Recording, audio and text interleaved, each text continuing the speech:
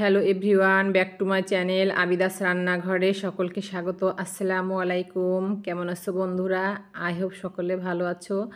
আমিও তোমাদের ভালোবাসা এবং আল্লাহর রহমতে খুবই ভালো আছি। আজকে আমি তোমাদের সঙ্গে শেয়ার করব ঈদ স্পেশাল গরুর মাংসের আচার রেসিপি।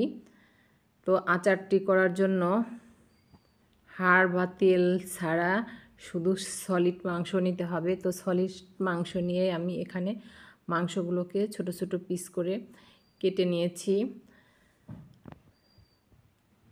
এখন কিছু মশলা অ্যাড করে দেব। মাংসের ভিতরে দিয়ে দিচ্ছি স্বাদ অনুযায়ী লবণ, আর দিয়ে দেব বাটা কিছু মশলা, 1 টেবিল চামচ আদা বাটা, 1 টেবিল চামচ জিরে বাটা, 1 টেবিল চামচ রসুন বাটা,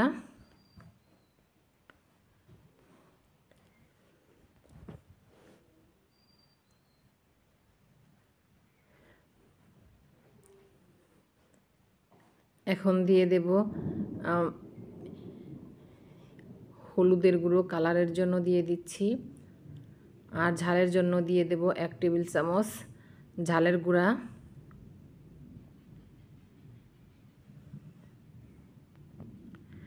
ভয়েসটা দিচ্ছি, বাইরে বৃষ্টি হচ্ছে, মেঘে খুব ডাকছে।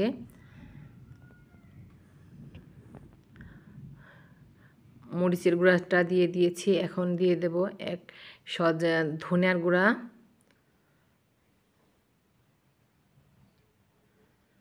আর দিয়ে দেব 1 টেবিল চামচ সরিষার তেল। এখন এই উপকরণগুলো দেওয়ার পরে মাংসগুলোকে ভালোভাবে একটু মিশিয়ে নিয়ে তারপরে গ্যাসটা অন করে দিব, আর একটুখানি পানি দিব।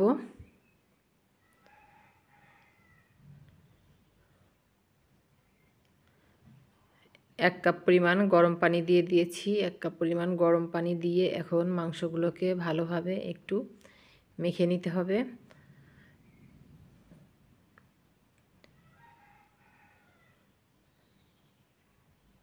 মাংসগুলো মেখে নিয়েছি। এখন এই মাংসটাকে গ্যাস অন করে দিয়ে সুন্দরভাবে ভেজে নিতে হবে।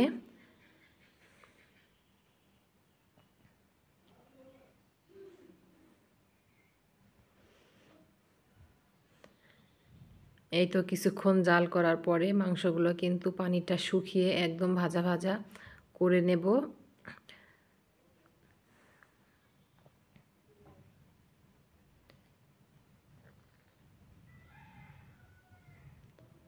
আর এই গরুর মাংস কিন্তু দুর্দান্ত লাগে। গরুর মাংসের আচারের এই রেসিপিটি আমরা তো সব রকমের আচার করে থাকি।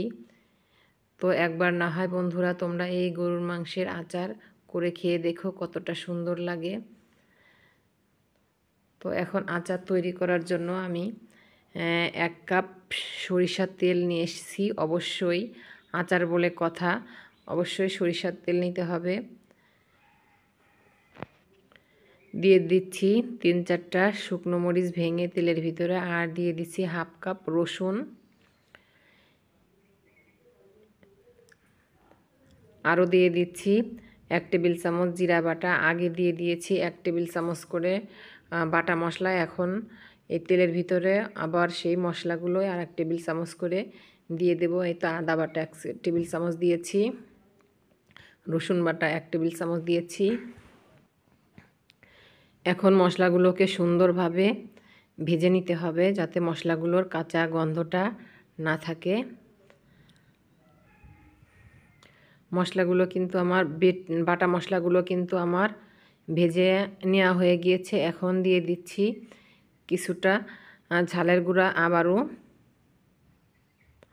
আর দিয়ে দেব আর একটু হলুদের গুঁড়া। হলুদের গুঁড়াটা তেলের উপরে দিলে কিন্তু কালারটা খুবই সুন্দর আসে।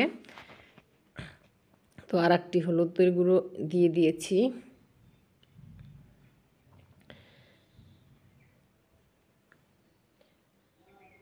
মশলাগুলো আমার সুন্দরভাবে কিন্তু ভেজে নেওয়া হয়ে গিয়েছে। বন্ধুরা, তোমরা আমার ভিডিওর সঙ্গে এ পর্যন্ত যারা এসেছো অবশ্যই একটা লাইক দিয়ে ভিডিওটি কন্টিনিউ করো, আর নতুন যারা এসেছো চ্যানেলটিকে সাবস্ক্রাইব করো। সাবস্ক্রাইব করে পাশে থাকা বেল বাটনটি ক্লিক করে রেখো, তাহলে আমি যখন ভিডিও আপলোড দেব ভিডিও নোটিফিকেশন তোমাদের কাছে সবচেয়ে আগে পৌঁছিয়ে যাবে। আর এই তো ভেজে যে মাংসটা আমি ভেজে নিয়েছিলাম পানি দিয়ে কুক করে ভাজা ভাজা করে নিয়েছি, সেই মাংসটা কিন্তু দিয়ে দিয়েছি। আর মাংসটা একদমই লাল করে, দেখেন লাল লাল করে কড়া করে ভেজে নিয়েছি। এখন মাংসটাকে ভালোভাবে এই মশলার সঙ্গে নেড়ে চেড়ে নিচ্ছি।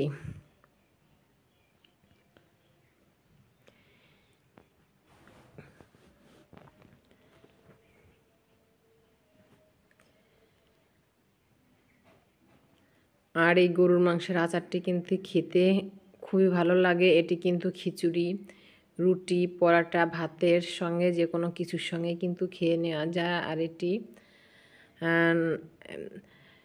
অনেক দিন পর্যন্ত থাকে। অনেক দিন পর্যন্ত থাকার জন্য বয়ামে রেখে তেলটা কিন্তু বয়ামের উপর পর্যন্ত দিয়ে রাখতে হয়, তাহলে 1 বছর পর্যন্ত কিন্তু এই গরুর মাংসের আচারটি কিন্তু সংরক্ষণ করে রাখা যাবে ফ্রিজ ছাড়াও।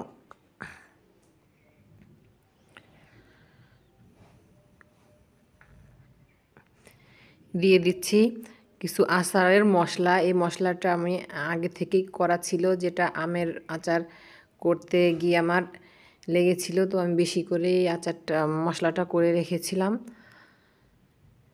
মশলার ভিতরে পাঁচফোড়ন দিইনি, মেথি দিয়েছি, মৌরি, তারপরে হচ্ছে ভাজা ধনে, আস্ত ধনে, তারপর হচ্ছে জিরা, এই কয়টা দিয়ে আমি এই মশলাটা করে রেখেছিলাম। এই মশলাটা দেওয়ার পরে জাস্ট ওয়াও, সুন্দর একটা ফ্লেভার এসেছে আচার থেকে। আচার আচার ভাব কিন্তু চলে এসেছে ফাইনালি আমার।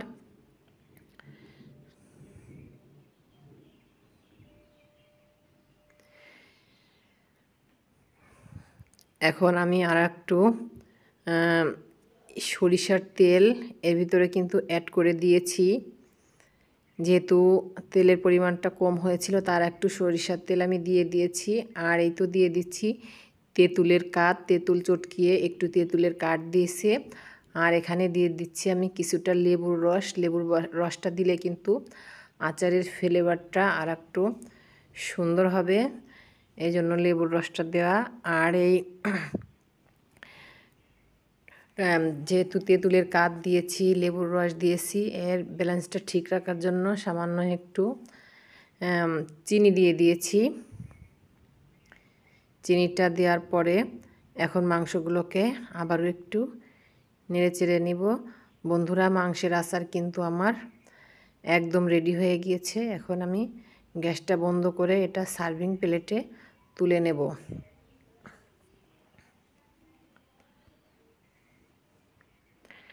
আচারটা আমি সার্ভিং প্লেটে তুলে নিয়েছি। আর এই তো বন্ধুরা, এক পিস আমি দেখিয়ে দিচ্ছি চামচ দিয়ে, কতটা সুন্দর লোভনীয় একটা ব্যাপার। এটি দেখেই কিন্তু মন চাচ্ছে যে খেয়ে নিই। তো আমি এক পিস খেয়েও দেখেছি, খুব সুন্দর একটা স্বাদ এসেছে এই আচারে। আর এটি আমি বয়ামে ভরে সারা বছরের জন্য সংরক্ষণ করে রাখবো। সারা বছর যাবে না, বয়ামে ভরলে কিন্তু শেষ হয়ে যাবে কিছুদিনের মধ্যে। বন্ধুরা, আজকে নিচ্ছি বিদায়, দেখা হবে পরবর্তী ভিডিওতে। আল্লাহ হাফেজ।